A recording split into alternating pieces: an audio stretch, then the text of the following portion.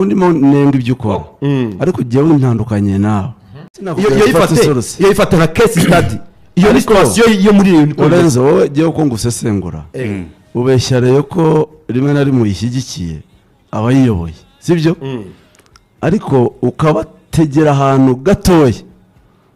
ukabahuranya ubategereje ahantu gato ngo bahura none se kare harano ariko unabisubira ari kintu simfana wenda budara gapaya Baptiste ari kintu simfana nacyo ahubwo ngewe impamvu ntandukanye njewe ntabwo mbere yo gushyikira ubuyobozi bwa leta ariko ikintu mba nibaza ino radio ngo ni Sik FM ya Sam Karenzi boss ninde umukozi ninde hagati ya Lorenzo na Sam Karenzi umwe aravuga undi akamuvugiramo undi akarimo kuvuga amakuru ya APR undi agacuranga indirimbo ya Reyo ubundi ndibaza ngo ino radio bite byayo ni radio ya Sam Karenzi n'abakozi biwe ni radio nawe ni radio y'amatiku baraburana ubusa Lorenzo arakavaringa APR nguyu ngo Sam Karenzi arimo kuvuga ibintu bya Reyo imundi ndibaza ikintu cya mbere nimba Lorenzo adashaka kuvuga kuri Reyo adashaka kuyishyigikira kuko nayifana sayikunda aravuga ibibi byayo gusa Sam Karenzi ufana Reyo ukunda Reyo ariko se nimba ukunda Reyo kubera icyo ushaka kubizana muri radio mwakoze akazi kinyamwuga kitangaza makuru nimba umwe kuvuga amakuru ya mukandagera mu kibuga ugasanga we Sam Karenzi n'aba DJ we n'abuyoboye bacuranga indirimbo ya Murera ibijya bibaho Lorenzo nayo kutabyihangana yuko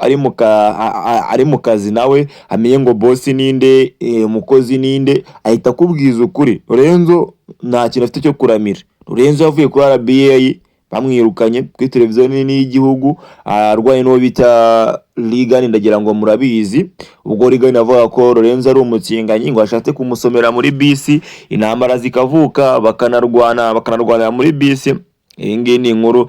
izwi n'abantu benshi hano muri industry nyarwanda uyu nguyu Sam Karenzi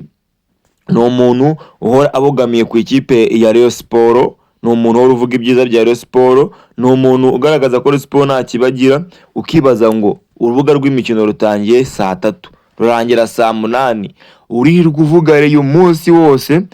ibyo rero nzaba yanga hari amakuru ya za Kiyovu hari amakuru ya za Nyamukandagira mu kibuga hari n'andi makuru agiye atandukanye menshi mwakaganiriyeho harimo amakuru ya Arsenal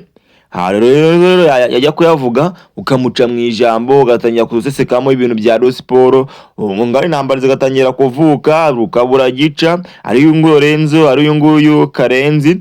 bose ubundi ngiye mbafata nk'abantu batazi icyo barimo gukora uno mu boss nawe ikiganiro ni cyawe radio ni yawe ariko se utashyikira amakosa yawe ese kuki utumwe atareka ngo ndavuge yine nimba ari na deba kwitsina ntago bisaba kugira ngo murwane muzane makaza ngo turwane bamwe mu murakare abandi muterana amabuye oya uko ntago ariko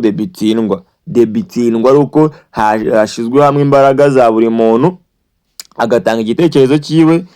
uko kigenda cyumvikana ndetse akavuga uruhande abogamiyeho akaruvuga neza cyangwa akaruvuga nabi bitewe nkuko abitekereza none iyo mugiye nko kuba umunyamakuru witangaza amakuru uri professionnel ari uwitwa Lorenzo avuga ukorera yumva nimba yakoze mistake yakoze majabu akabivuga akabitangaza akagaragaza mistake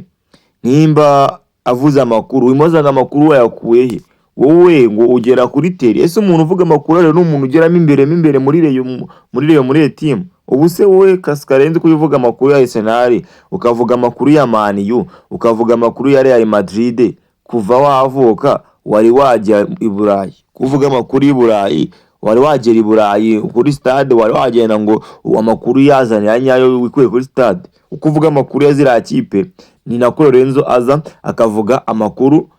ya Rayon Sport kandi atigeze ajya muri team atigeze ajya mu Nzove atigeze ajya Gicumbi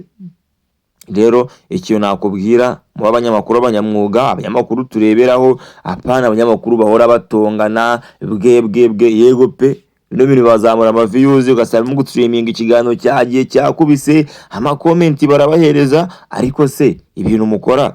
mumenye ko bino biganiro mu kubiha abanyarwanda ni ibintu abanyarwanda bakurikiranye barenga 100,000 barenga 5,000 barenga 1000 bingahe babakurikiye bashaka kugira ngo bumve icyo mutangaza, bashaka ko mutangaza ibintu byo kuri, apana gufata ngo Rayon Sport ukayishira ku rwego itariho ukayizamura cyangwa ukafata Rayon Sport ukayimanura cyangwa ukanga ko bavuga amakuru ya Nyamukandagira. Umuntu mo kuvuga amakuru ya APR urabizi nabakeba, urifashe ucuranze indirimbo ya Nyamukandagira mu kibuga na kucuraza indirimbo ya Rayon Sport bita Murera. Uyu nguyu arimo kuvuga ibintu bicike kuri Radio FM cyangwa muzisame mwasandaye. Kana subscribe.